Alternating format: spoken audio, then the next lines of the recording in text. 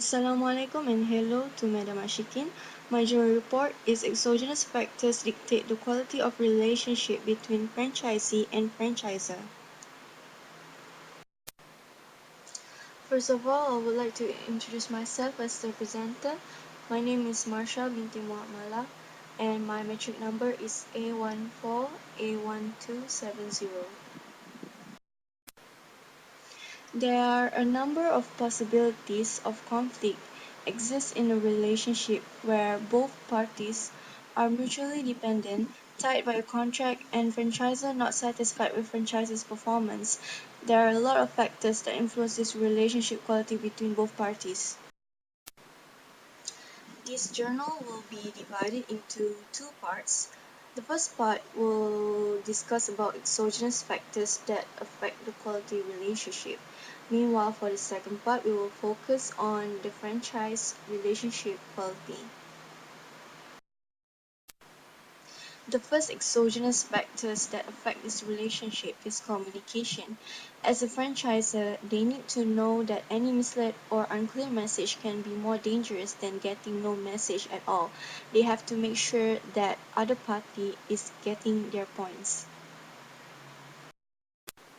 They need to be open-minded and is always available to answer their franchise's doubts and concerns. Maybe there are certain rules or subjects that couldn't be touched for discussion, but by having an unapproachable character, it could affect the communication flow negatively. This can make the franchises feel as if they can't communicate or discuss freely for any guidance. The next factor is training. The training should start with a tour of the headquarters and an introduction of the employees. Once the training session has begun, franchises must focus on subjects that is best taught in a comfortable setting.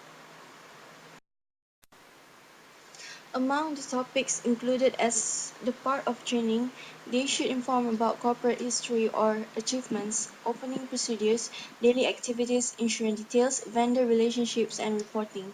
It is ideal to keep the training session comfortable and interactive among others.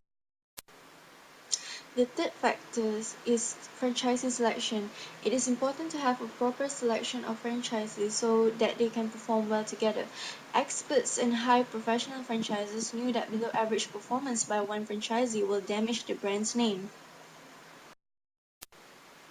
The franchises are more likely to ask the franchisees a lot of questions regarding their business profile and will definitely do an investigation or research their background, skills or abilities, experience, likes and dislikes in a detailed manner before they give the permission to award them a franchise. Now we have reached the second part of the journal, which is franchise relationship quality. The success of this relationship quality is based on experience from the past, expectations in the future, goals, and also the customer's wants and needs in the market. The relation between franchisor and franchisee should include rules and regulations and standards so that they can protect the quality of the products or service provided by the franchisee to the consumer. For recommendations to improve the relationship between both parties, the first one is by communication. It is important for the franchisor to remain calm and be non-defensive when they are responding to the franchisee doubts or concern. Next is through training. This can be done by doing an on-site training by the franchisor's side.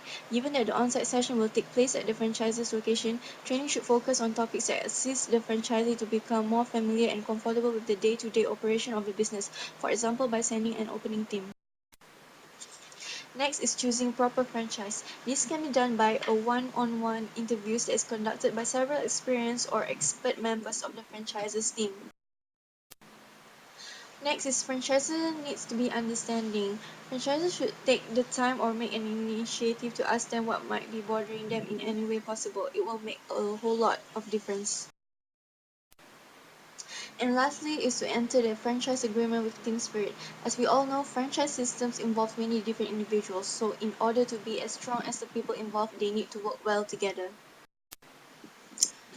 In conclusion, I was able to identify the three exogenous factors that affect the quality relationship between both parties, which is communication, training, and proper franchisee selection.